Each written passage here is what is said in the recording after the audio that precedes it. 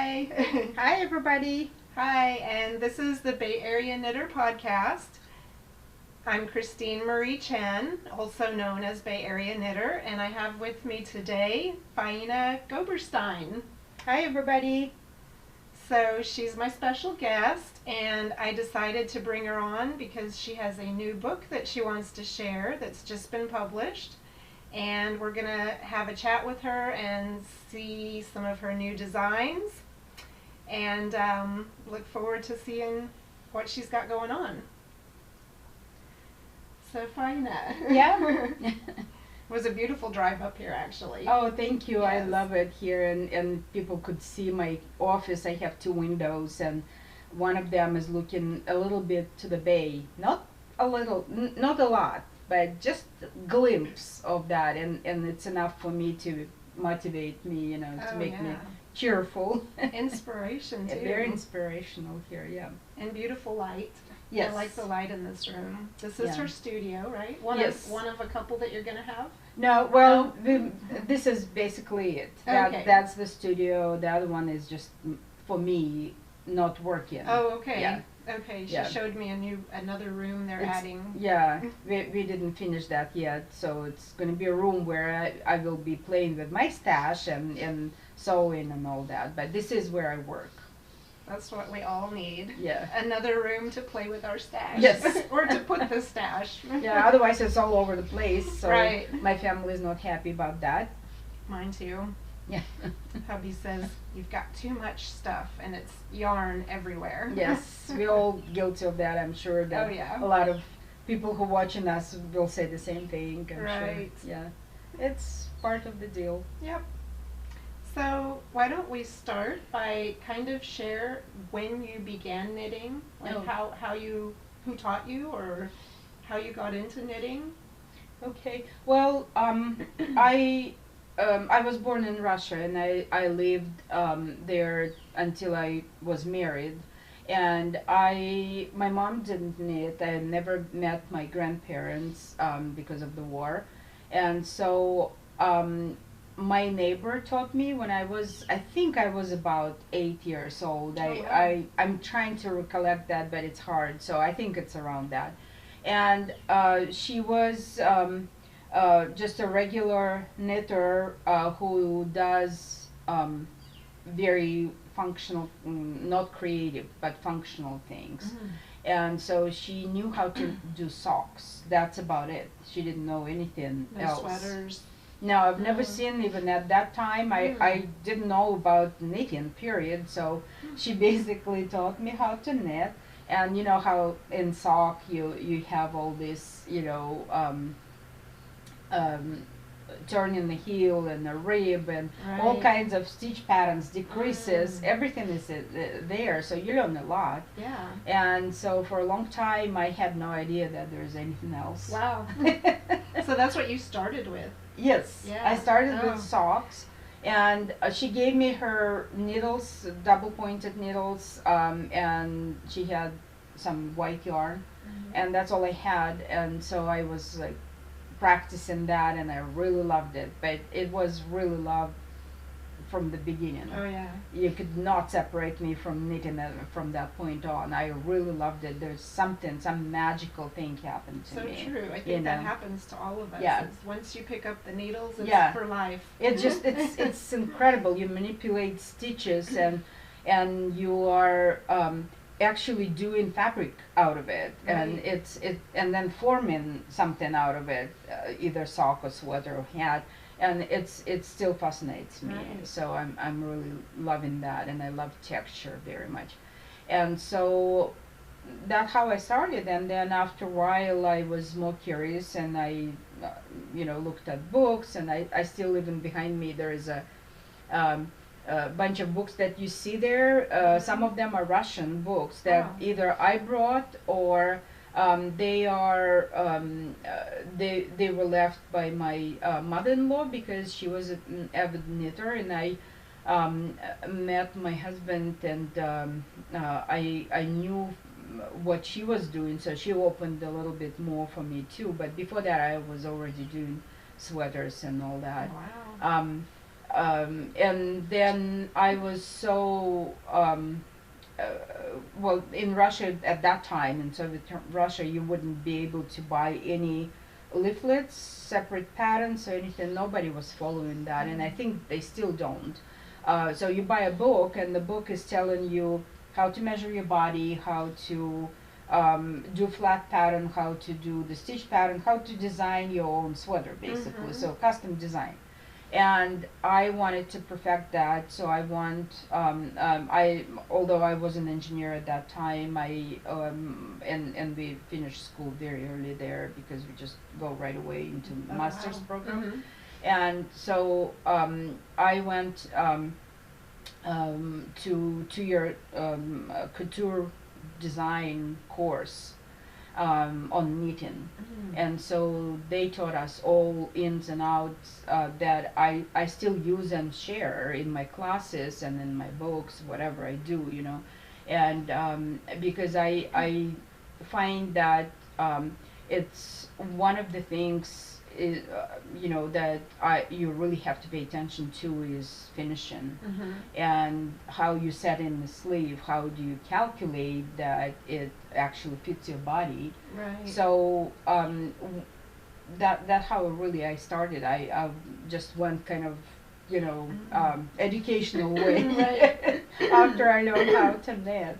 So, Just me. Yeah. So one thing kind of just led to another, and and what about when did the designing begin? Designing, I consider that my designing began at that time because I was custom designing. Right.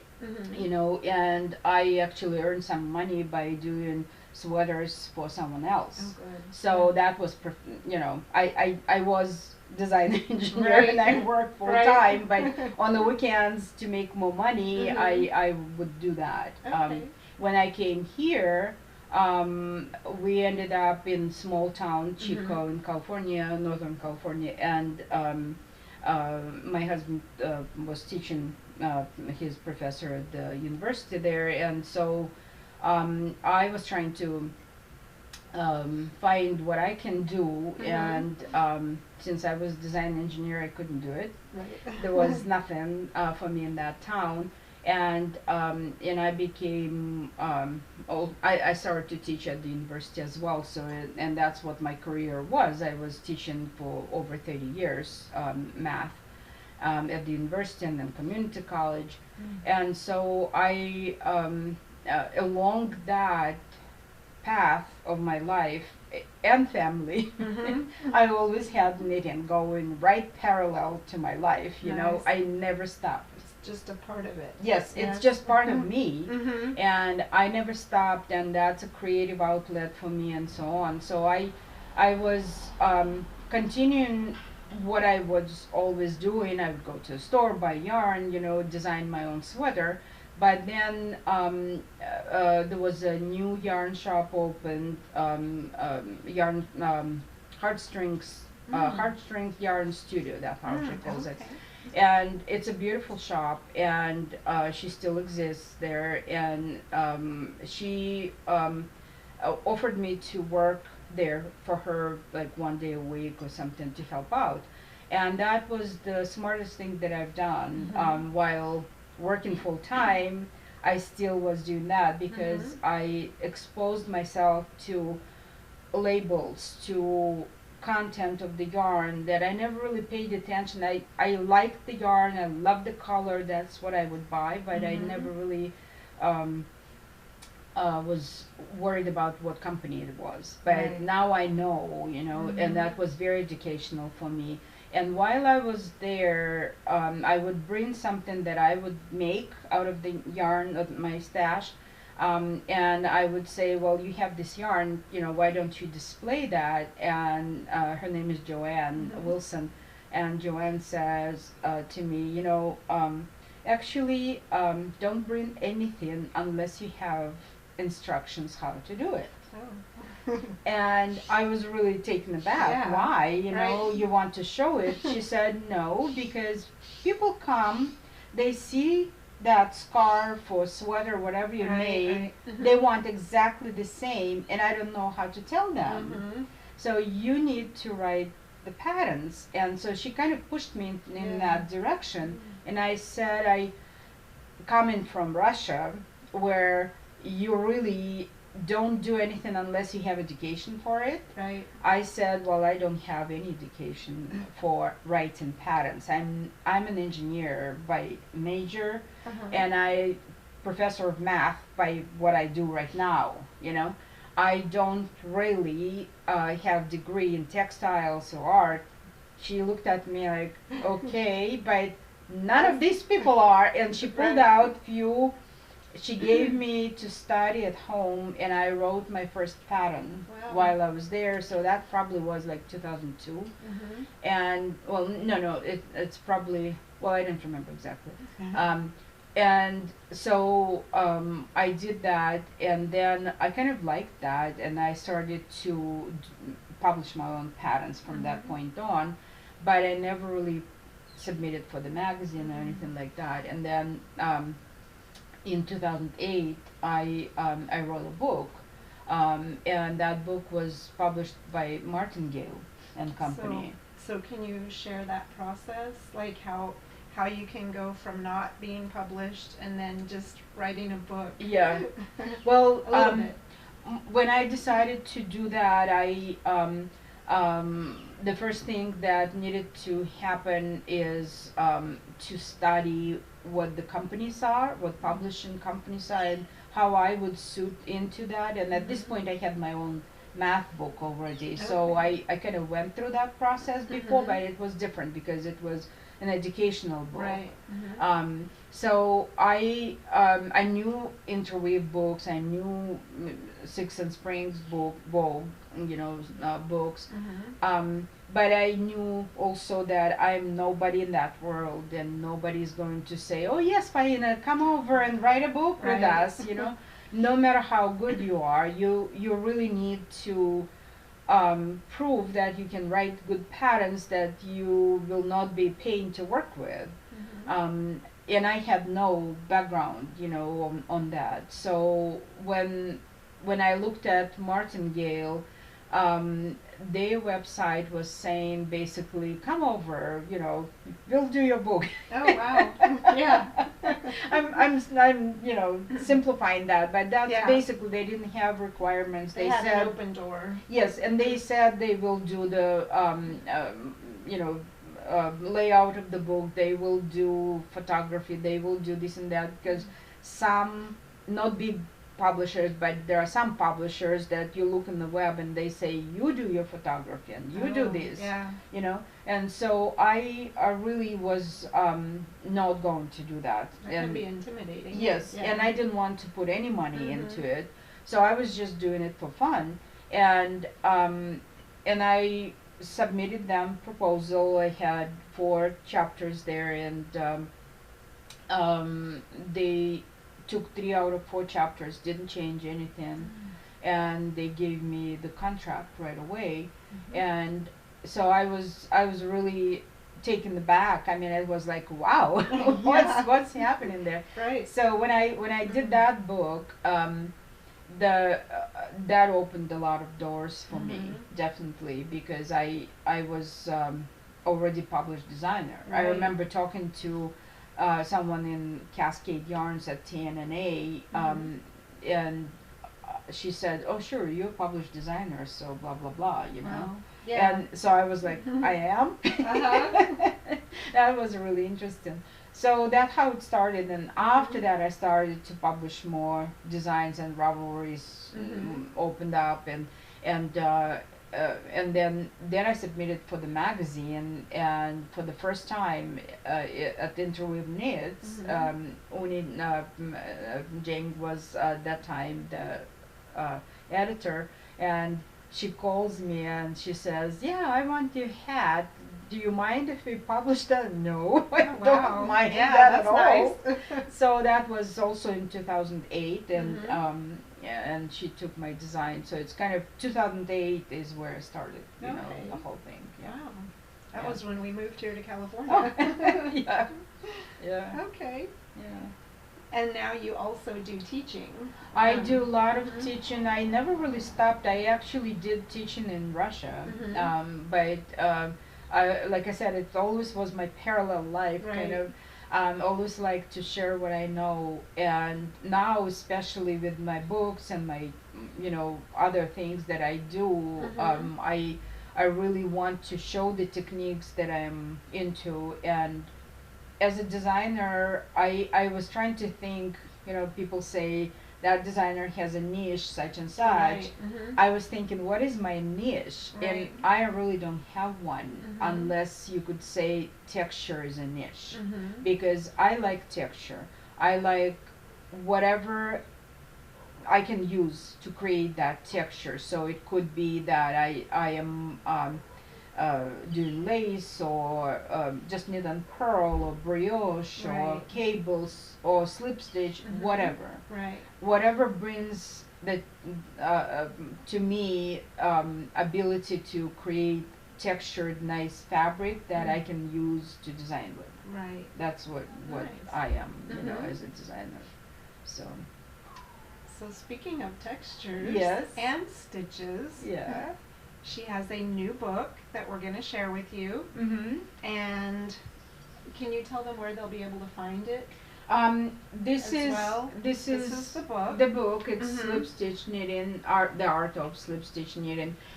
It can be found anywhere, really. Any local yarn shops, Barnes and Noble, Amazon, Interweave website, anywhere you want. Okay. And you could also go to my website, and there's a button that you can click and buy that. So nice. anywhere. Okay, really. good. Because I Yeah. did a little Periscope about our interview yesterday and gave them a glimpse of the book, and I had a lady asking, where can I find it? Yeah.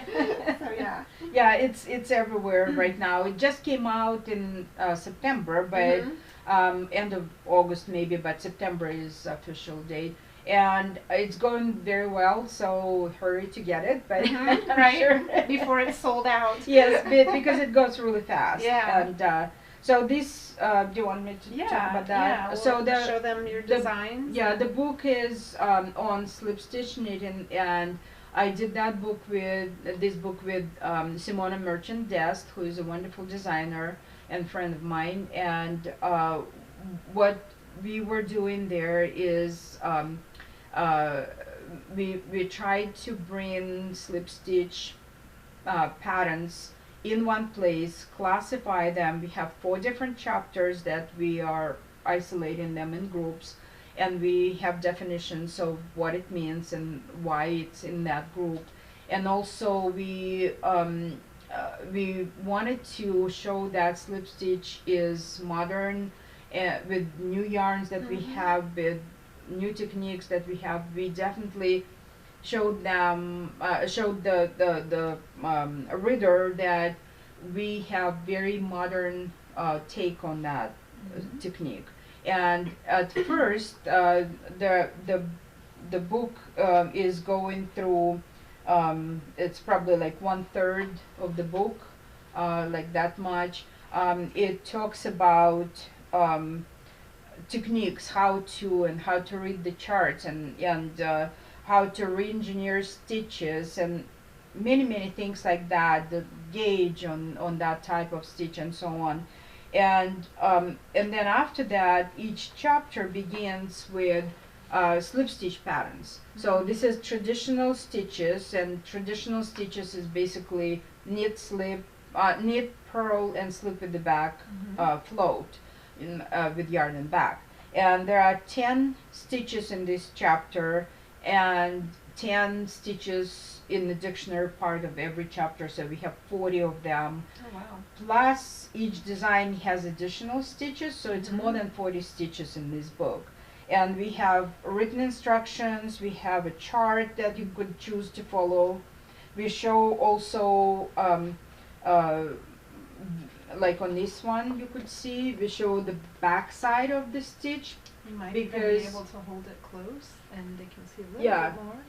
So we showed what's on the back of that stitch, because it's important too. Sometimes you choose for the scarf or some, you know, project that shows the wrong side. So it is important for us as when we begin our own adventures, you know, in design and or whatever. And we definitely pay attention to that. And then we explain everything. We give tips how to hold the yarn and where to hold it and so on. And then we have all kinds of designs. So you see one that's traditional stitch, that is mosaic. So if you, it's a little bit. Let me see how close I can get there. It's also the light. I Oh was yeah, trying to. there's a little better. Yeah. So that stitch pattern is mosaic, and mosaic is part of traditional stitches. So it's definitely is just knit purl and slip with the back float. And Barbara Walker did a lot of work with that, and she has a whole book on that. I love slip stitches. Yes. Better than Fair Isle. Yes. Yes.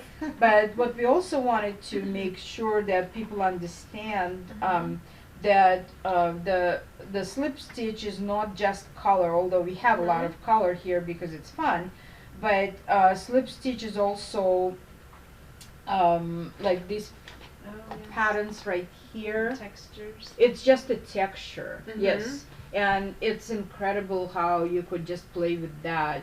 And when you slip the stitch with the yarn and back, what happens, you bring that stitch in front of the fabric.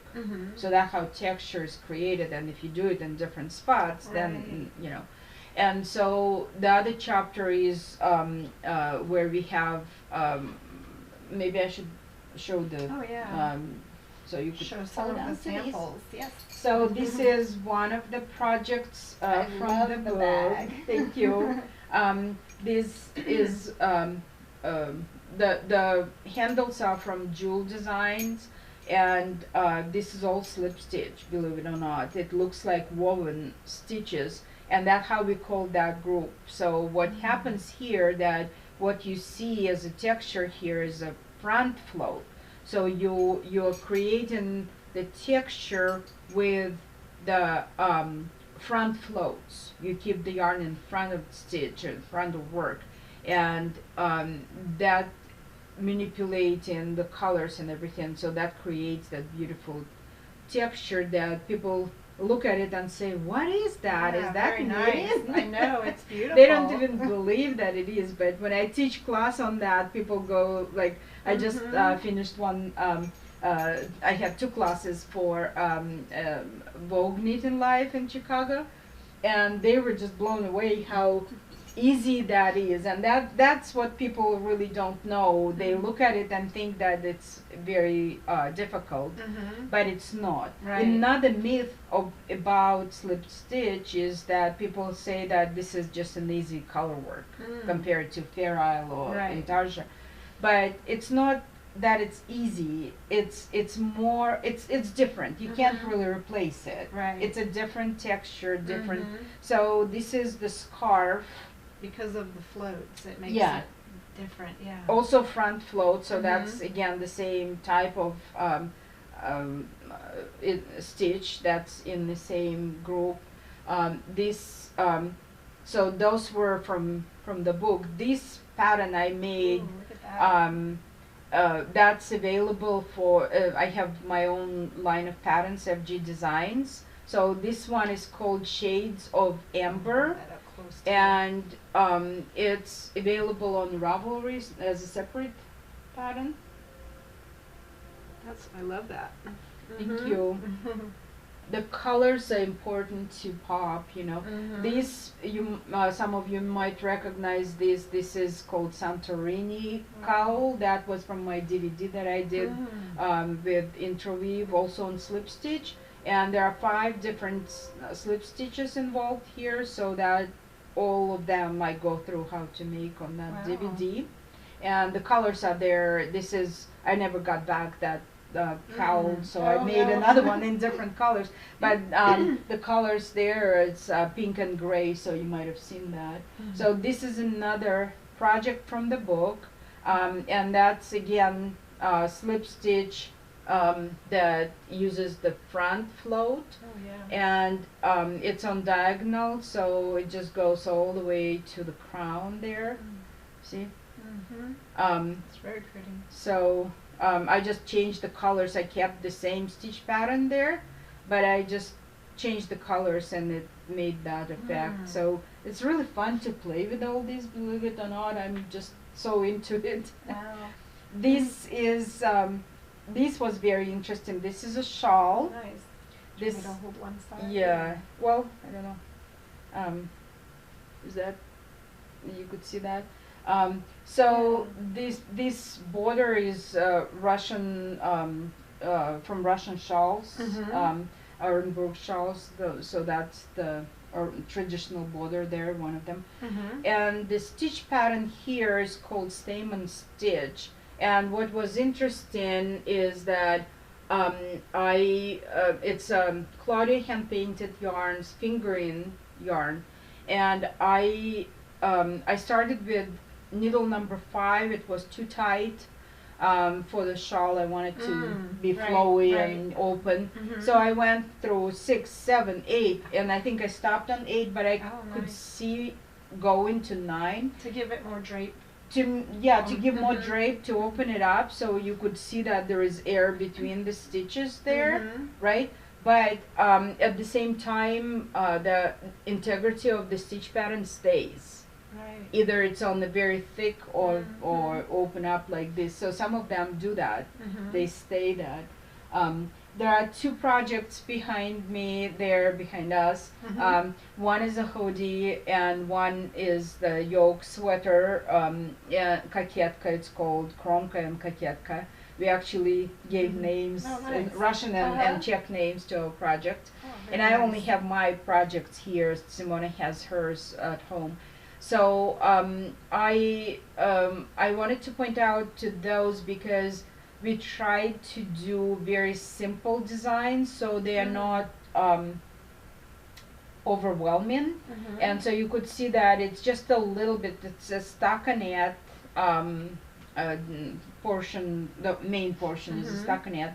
And then just a little bit here, a little bit there is a stitch pattern that is slip stitch. And so it's just a great way to introduce that technique, just to start with that. This is an example of a use of slip stitch for texture. One color only, bijou basin yarn, and Love bijou basin. yes, it's a beautiful yarn, and it's a bamboo blend with yak, nice. you know, Lhasa Wilderness, it's called. And so the sleeves feature one design as of slip stitch that is floats in front, and then the cables have slip stitch in them.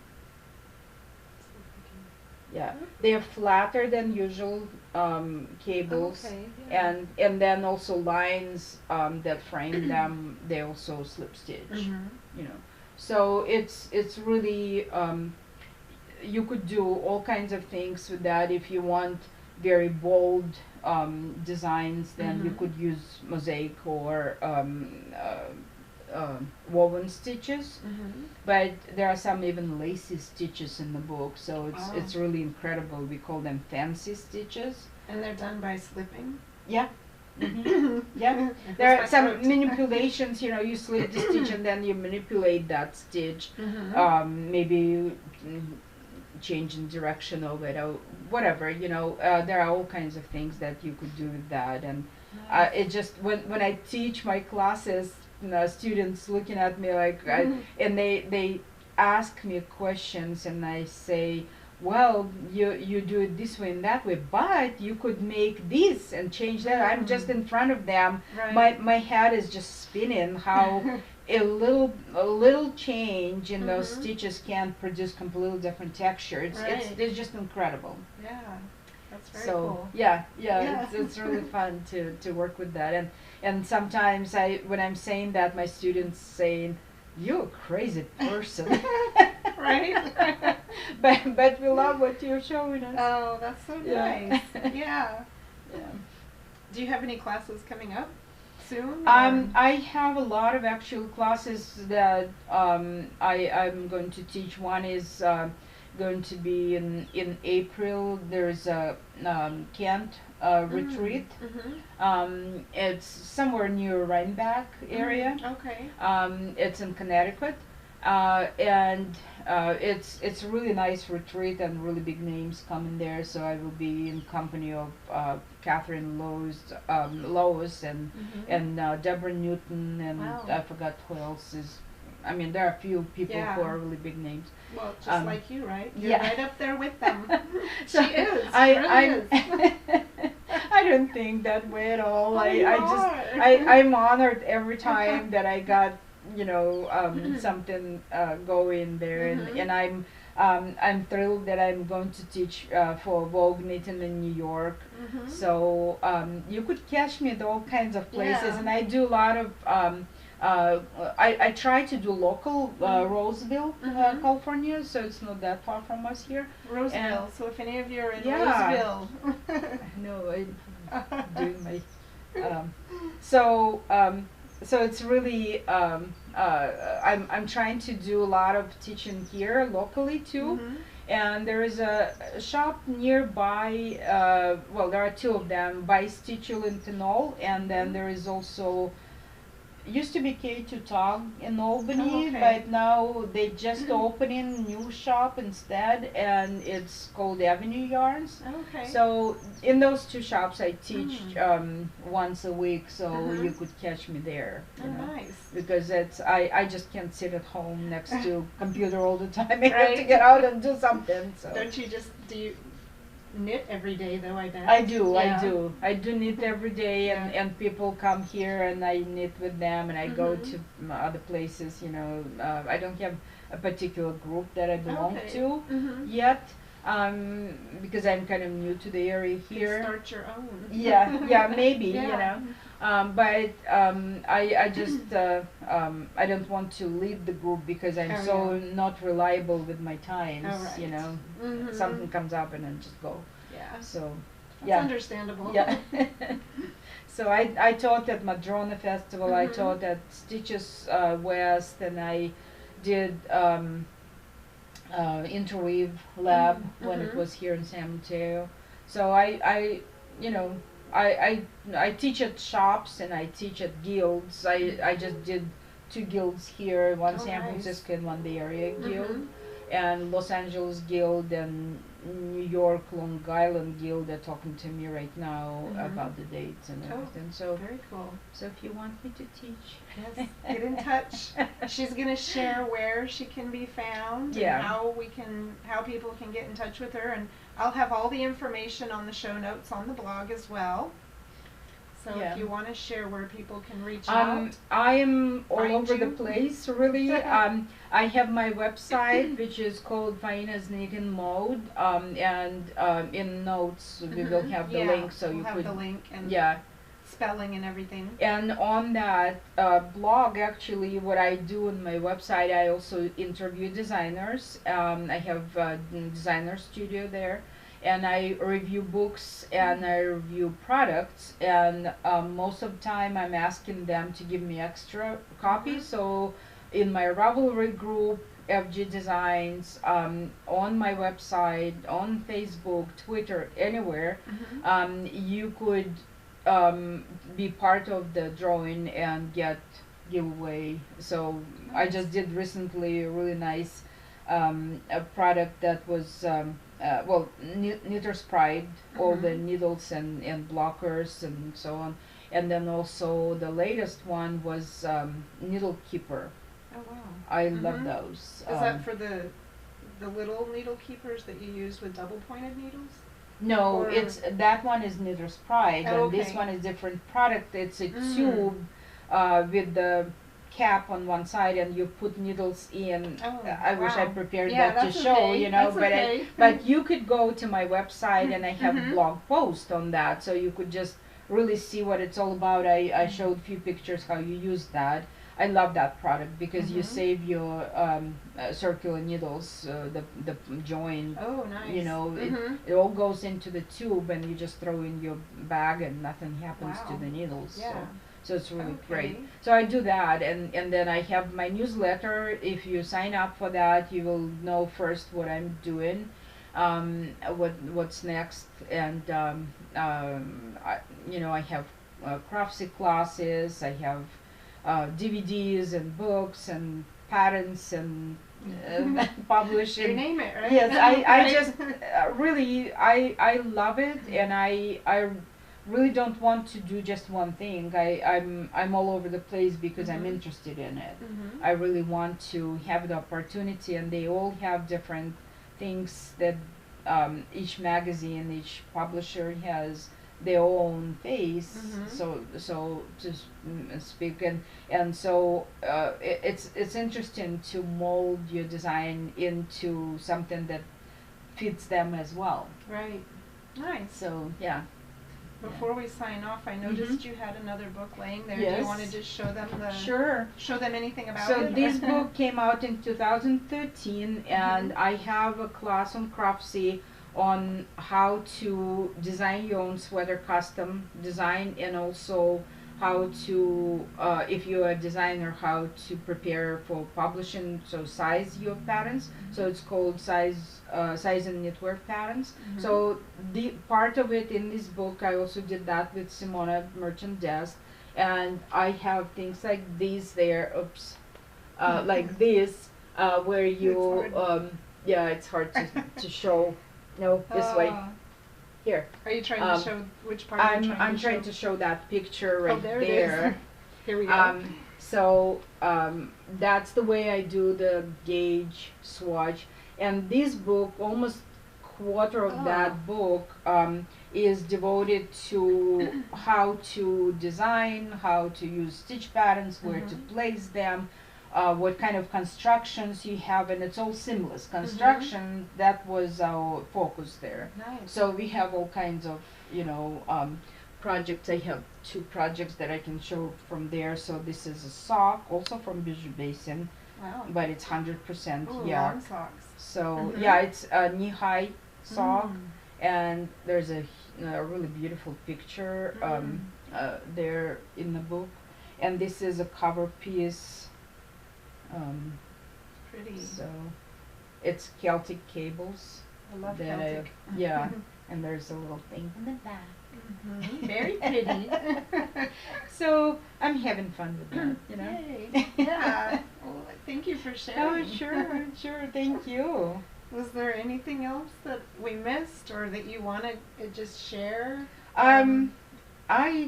I think we covered pretty much everything. I just want to thank you for doing such a great job, You're welcome. because it's important for us in the community of knitters to know about each other, what we do, Right. and promote each other. And you're a great designer yourself. Oh, so thank you.